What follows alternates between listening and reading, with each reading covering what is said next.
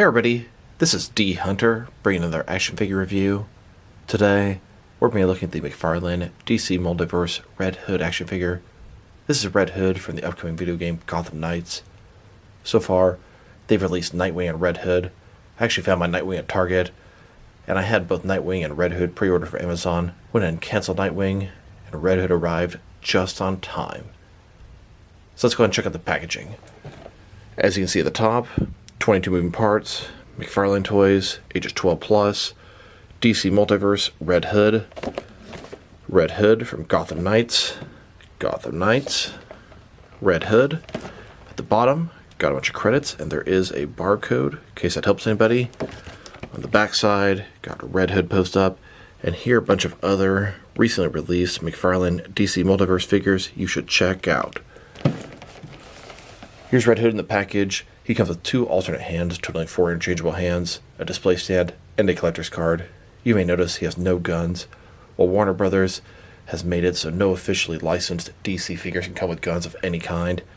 Really annoying, very inappropriate for Red Hood, but it is what it is. Still happy to have this figure. So no further ado, let's open him up. And I did get 2 of these figures, one of which to open and enjoy, and one to keep unopened in my complete 6 and 7 inch unopened Batman-related action figure collection. And I got these from Amazon. There is an unpainted Platinum Chase variant of Red Hood. I didn't get any from Amazon. If anyone out there got one and doesn't want it, please drop me a line below. I would love to buy it off you. Here he is, next to the recently released 3 Jokers Red Hood. And then, next to the initial release of Red Hood, this one's from the New 52. Alright. Now that we have this figure out of the package, here he is with all his accessories laid out. He does come with a display stand, a collector's card, and then 2 alternate hands, totaling 4 interchangeable hands. But before we take a look at the accessories, let's talk about and check out the actual figure. So this is Red Hood, Jason Todd, in the upcoming video game Gotham Knights.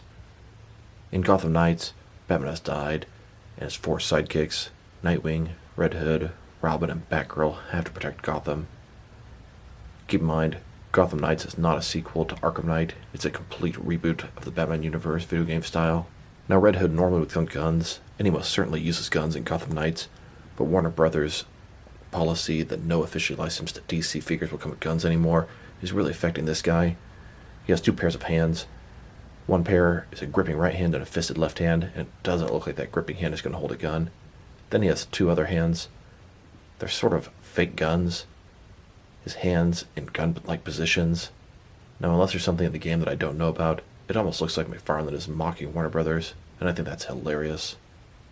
So let's take a look at him. Starting with that Red Hood helmet, I think it looks great. It looks different from the New 52 Red Hood and the 3 Jokers Red Hood, and I really appreciate that. You got that classic look, red helmet, some black lines through it, black around the white eyes. Then he's wearing a hoodie. It's a brown hoodie on top of this sort of dark gray armor. His whole body sort of an armored suit. He's got this hoodie on top, red bat symbol at the front. He's got his little hoodie strings removable. Hood on the back side. It all looks pretty good. Looks like double jointed elbows, double jointed knees. Of course, we have no holsters here, but he does have ammo clips on the back, as ridiculous as that is. It sure looks like he has these straps here like he was supposed to have holsters at one point. Now, I don't really have an extra pair of holsters to give him. I can think of a couple pairs, maybe the Thomas Wayne Batman or the New 52 Red Hood. And just a closer look at his head or face sculpt. Looks really nice. The eyes, the absence of a mouth, it just screams Red Hood, and I love the fact that it's different from their previous releases.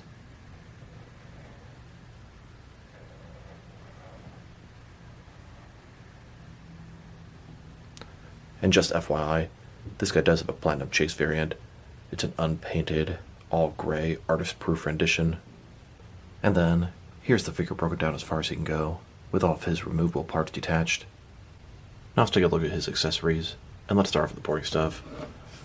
Here's his display stand, typical McFarlane stand, black perfect circle, says DC at the bottom, 1 peg for the pegals on his feet, very thin, very basic. Here's his collector's card. As you can see, it's an image of the figure of Red Hood posed up on top of a building.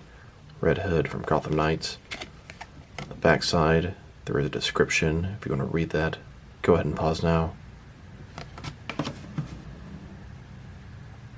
Now let's look at his hands. He has a total of 4 of them. Here he is with his first pair of hands. His right hand is a gripping hand. His left hand is fisted. Now looking at his right hand, the grip looks way too tight for any of the McFarlane pistols. And here he is with his other pair of hands. It's a hand with his index and middle finger pointing, kind of simulating a gun. I cannot imagine what he would be doing like this in the game. You got some little pew pew pew pew hands. In some ways, I think it's funny because he can't go with a gun, but he can sure come with a fake gun. Now I mentioned earlier not having an extra pair of holsters and guns for this guy, but you know what? I think I'm wrong. I think I have just the perfect thing in my fodder pile. So I have this extra unmasked Thomas Wayne Flashpoint Batman body in my fodder pile. I took the extra head and made Thomas Wayne in a business suit. Now this should be perfect. I'm hoping I can remove the holsters with heat. The holsters are red, so color-wise it's going to fit in perfect on the red hood. Here's what I did with the original Thomas Wayne figures. From left to right, we have Thomas Wayne as Batman, then the unmasked Thomas Wayne as Batman, and then Thomas Wayne on a suited body. So the first thing I'm going to do, take this body, hit it with the heat gun, and see if we can pull the torso apart. Then I'm going to heat up the belt and see if I can detach it. So far so good. I was able to heat this guy up, remove the top part of the figure. You can see the peg in there. Now what I'm going to do is put this thing, heat it back up, and see if I can remove the belt. It looks like it's going to be really easy. And just like I suspected, it was really easy to get off. Just a little bit of pulling. Didn't even have to use a knife. Now if I'm going to give Red Hood 2 pistols, he's going to have to be able to hold them. Not only is his gripping hand too small to hold these pistols, but his left hand is fisted. And you know what?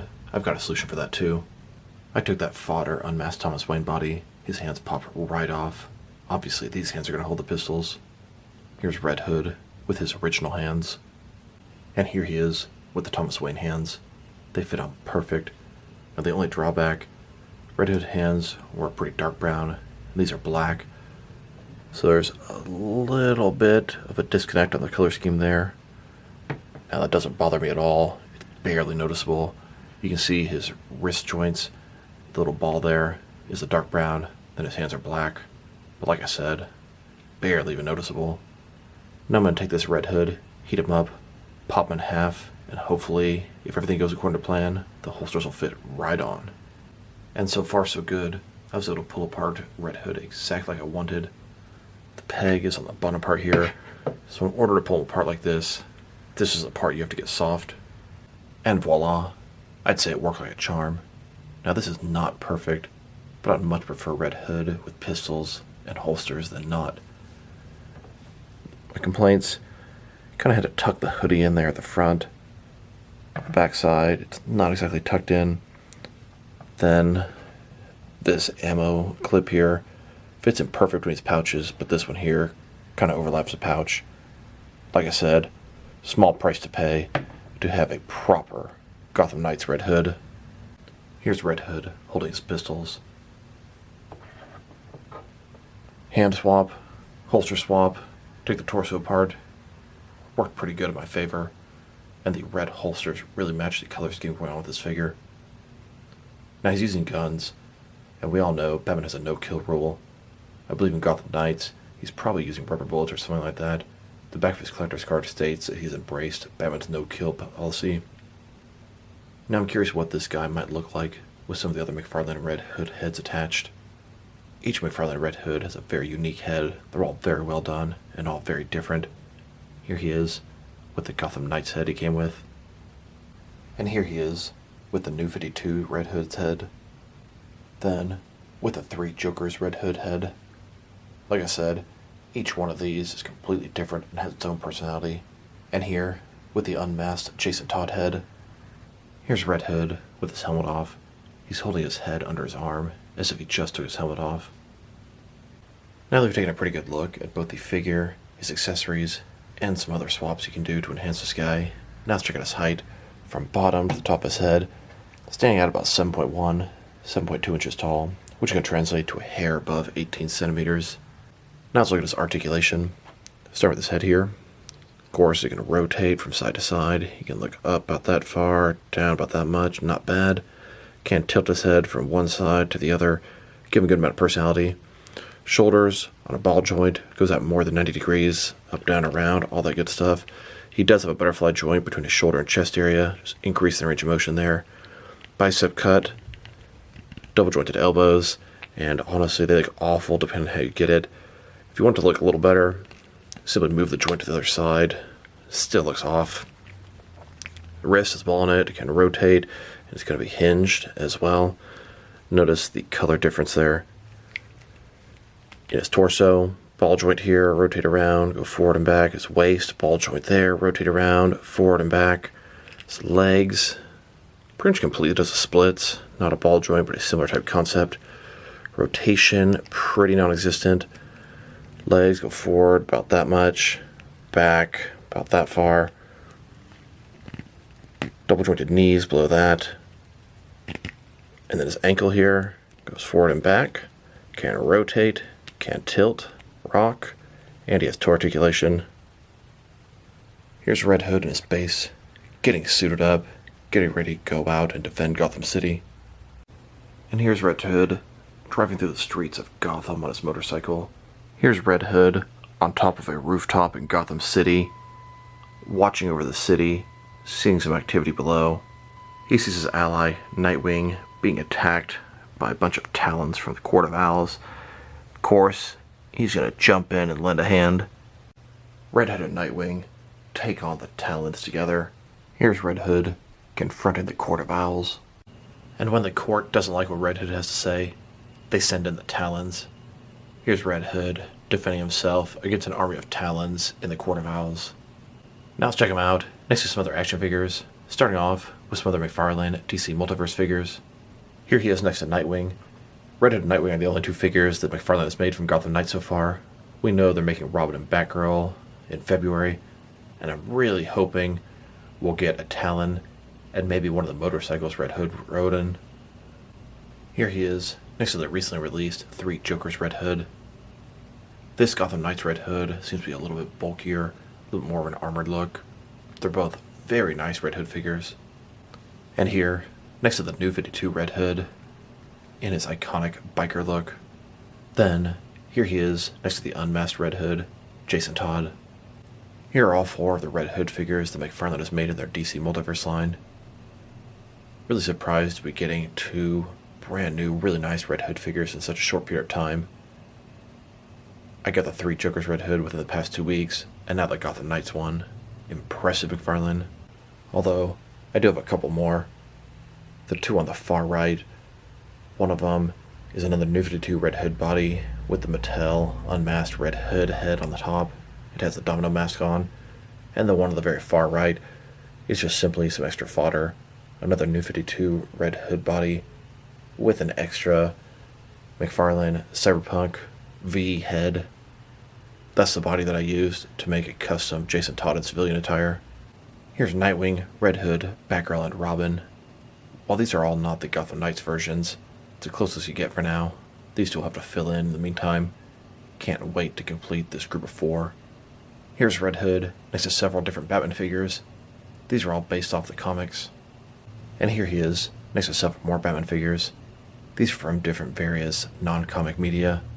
Here's Red Hood next to a few other Batman allies. These are all based off the comics, in case you're curious how he fits in with them. Now let's check him out next to some other McFarlane video game figures. Here he is with some other Batman-related figures from Arkham Asylum, Arkham Origins, and Arkham Knight. They haven't actually released anything from Arkham City yet, but I expect they will in the future. He fits in pretty nice with them. And just a friendly reminder, Gotham Knights does not take place in the Arkham universe. It's a reboot of the Batman video game franchise. Then, next to McFarlane's Injustice 2 lineup, and here, next to a McFarlane Mortal Kombat 11 Joker. Now let's check him out next to some other recently released McFarlane DC Multiverse figures. Here he is next to the Dark Knight Returns Armored Batman Blue Edition and the Birds of Prey Harley Quinn. Then, next to Lobo and Superboy Prime. And here he is next to a couple of Lex Luthor figures. Here's Red Hood next to Batwoman, the Joker Batman Robot, and Blight from the Batman Beyond wave. And here, next to the 3 Jokers wave, still trying to track down Batman. Then, next to a couple of Swamp Thing mega figures. Now let's check him out next to some other Red Hood figures. Here are all the different McFarlane Red Hood figures they've made. And here he is, next to all the different DC Direct and DC Collectibles Red Hood figures. Then, next to my Mattel Red Hood figures, here's a Red Hood custom I made many years ago, before they made any Red Hood figures, at least the Jason Todd version. This guy's based off a Marvel Legends body. Here are all the different Red Hood figures that I have in the 6 and 7 inch scale. Here he is, next to a couple more DC Direct Jason Todd figures. On the left, we have Jason Todd as Batman from Batman Reborn, and on the right, Jason Todd as Hush from Hush.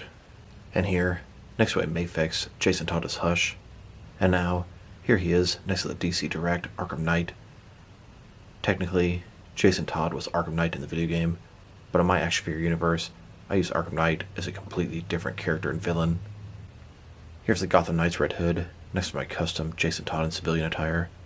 This is an unmasked Jason Todd head on a McFarlane Cyberpunk V body.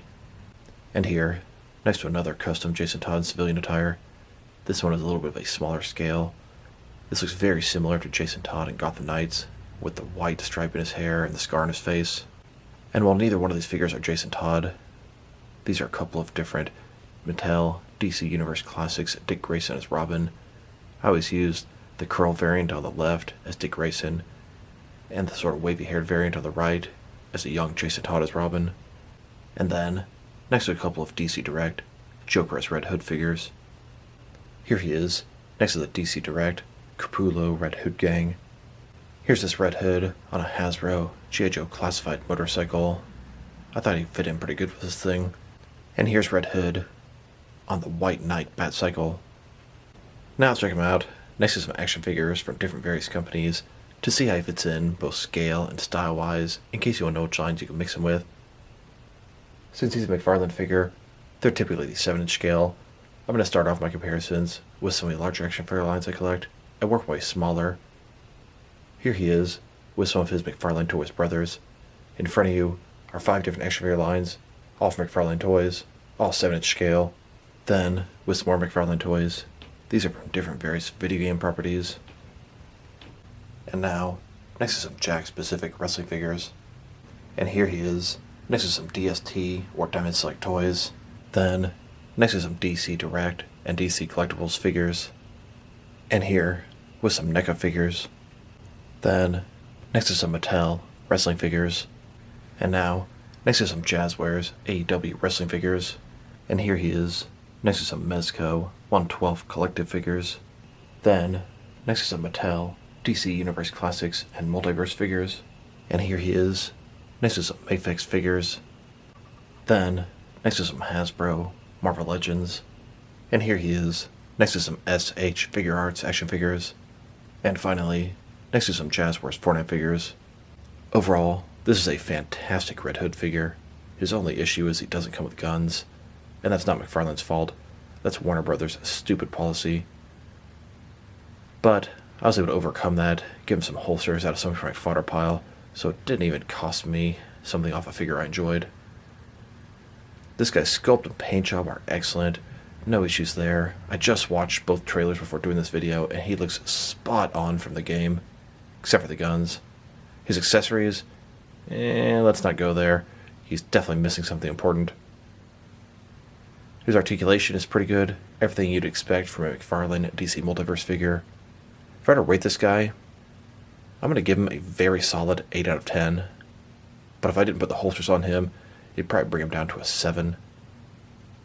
He's definitely using guns in the trailer, and the figure without guns, it's frustrating, but if the only option is to give me the figure with no guns, I would take that any day of the week. Thank you, McFarlane, for continuing to release these figures that should have guns, even though you can't. So this is D Hunter. Thank you guys for watching this video. If you liked the video, press like below. If you have anything you want to say about the video, add to the comment section. If you want to see additional action figure reviews from me, press subscribe. I do appreciate when you do that. Once again, this is D Hunter. Thank you guys for watching this video, and I'll talk to you guys real soon.